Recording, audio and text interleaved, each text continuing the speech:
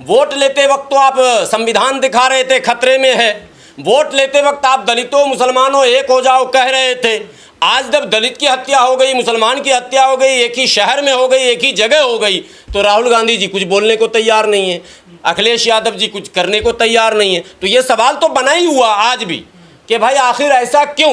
अब आप कहेंगे कि मुसलमान ओवैसी को क्यों वोट देता है, दलित चंद्रशेखर को क्यों वोट देता है या बहन जी को क्यों देता है। ये सवाल आप नहीं पूछ सकते, क्योंकि आप खुद अपने कामों से ये साबित कर रहे हैं कि हम आपके नेता नहीं हैं, आप तो सिर्फ वोट हमसे ठग रहे हैं। इसका मतलब अगर वाकई आप हमारे नेता हैं तो कठिनाई में आप हमारे साथ खड़े हो जाइए। आप खड़े हो नहीं रहे, तो खड़े होने के लिए अगर गुलाम सरवर ही बचेंगे मुसलमान में, अगर शाहिद रंगरेज ही जाएंगे अपने समाज को बचाने, तो फिर अखिलेश यादव जी से हमारा क्या लेने देना।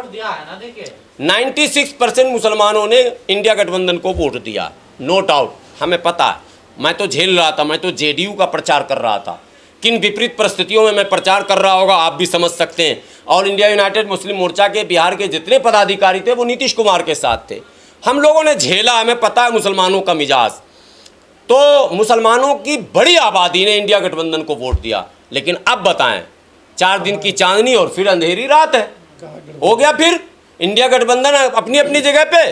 केजरीवाल जेल जाने और छूटने में लगे हुए हैं, वो अपना बचा रहे हैं, वो अपना बचा रहे हैं। राहुल गांधी विपक्ष का नेता बनने की तैयारी में हैं, कोई अखिलेश यादव 2027 की तैयारी में लग गए हैं, और हम हैं कि बस मार खा रहे हैं, हर चौराहे पे पिट रहे हैं, हमारी मॉब लिंचिंग हो रही है। तो ये मुद्दा हमारा है और कल अलीगढ़ जाकर भी हम इस मुद्दे को उठाएंगे और डीएम अलीगढ़ के माध्यम से हम माननीय मुख्यमंत्री को ज्ञापन भी देंगे।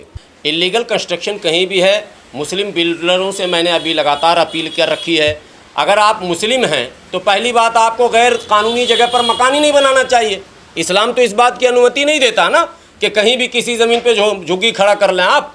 कोई भी गैर कानूनी तामीर, इलीगल कंस्ट्रक्शन स्वीकार नहीं है। इसलिए अगर आप मुसलमान हैं तो यह मत रोइए कि मेरे तोड़ दिया गया, बल्कि पहले आप ये बताइए कि आपने इलीगल कंस्ट्रक्शन क्यों किया। बिल्डर से भी मैं बार बार कह रहा हूँ, चाहे आपका फ्लैट हिंदू खरीदे या मुस्लिम खरीदे, लेकिन बेचने वाले आप मुसलमान अगर हैं तो इस्लाम का संदेश ये है कि वो ज़मीन सही हो, एमसीडी का पूरा अप्रूवल हो, डीडीए यानी हर तरह के एनओसी आपके पास हो, ताकि भविष्य में उस फ्लैट के खरीदने वाले को कोई कष्ट नहीं हो। ये तरीका आप अपनाइए। तरीका अगर गलत अपनाएंगे तो अंजाम तो ये होगा। लेकिन साथ ही साथ बुलडोज़र डेमोक्रेसी को हम बिल्कुल एक्सेप्ट नहीं करते हैं, उसके और भी वैकल्पिक रास्ते हैं, सरकार को उन रास्तों को अपनाना चाहिए, ये मेरा मानना है। देखिए मैं फिर वही तो बात दोहरा रहा हूँ कि अवैध निर्माण बिल्कुल गलत है, गैर कानूनी है। ऊपर से मस्जिद भी आप बना रहे हैं, अकबर नगर में भी मस्जिद मदरसा सब आपने बना लिया। क्यों आपने बनाया? आपके पास कोई डॉक्यूमेंट्स ऐसे हैं क्या जो आप चैलेंज कर सकें सरकार को? आज हम जिस जगह बैठे हैं, अगर ये जगह ही गलत है, बिल्डर ने गलती हमें दे दिया, तो गलती बिल्डर की है, सरकार की नहीं है। गलती ज़मीन बेचने वालों की है, सरकार की नहीं है। जैसे खोरी गाँव में बुलडोज़र चला, सारे डीलर बेचकर निकल गए, डीलर का कोई अता पता नहीं। मैं जब मौके पर गया खोरी गांव, तो लोग के पास कागज़ नाम की चीज़ ही नहीं थी, और अगर किसी के पास था तो उल्टा सीधा एग्रीमेंट से लेटर, ये कोई कागज़ नहीं होता है। कम से कम एक जेन्युइन जो विल होता है, एक सेल एग्रीमेंट के साथ क्या कहते हैं जीपीए होता है, एक जो प्रोसेस जो वैलिड प्रोसेस है, कम से कम उसमें आपको जाना चाहिए, ताकि भविष्य में आपके बच्चों को कठिनाई का सामना नहीं करना पड़े। मोर्चा का हमेशा मानना है कि कानून का राज स्थापित कीजिए, एमसीडी को धोखा मत दीजिए। एमसीडी के अफसरान भी लूट रहे हैं, बिल्डरान भी लूट रहे हैं, मर रहा प्लॉट खरीदने वाला। भाई ये काम नहीं होना चाहिए। क्यों हम अफसर को रिश्वत देंगे? क्यों हम गलत प्लॉट पर बिल्डिंग खड़ी करेंगे? न डीडीए को रिश्वत दीजिए, न एमसीडी को रिश्वत दीजिए, और ना आप गलत कीजिए।